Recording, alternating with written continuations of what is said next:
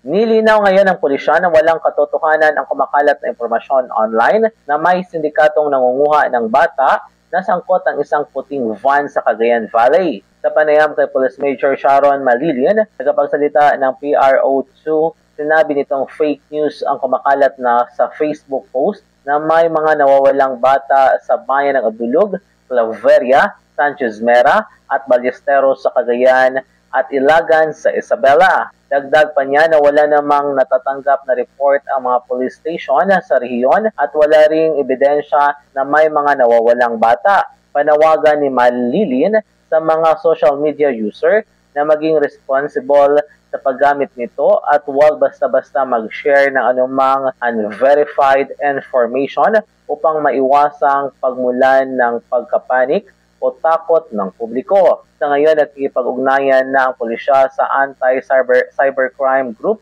upang tukuyin ang mga taong nasa likod ng pagpapakalat ng fake news. Mula dito sa Cagayan, MJ de la Cruz para sa Radyo Alternatibo, Balita Nationwide.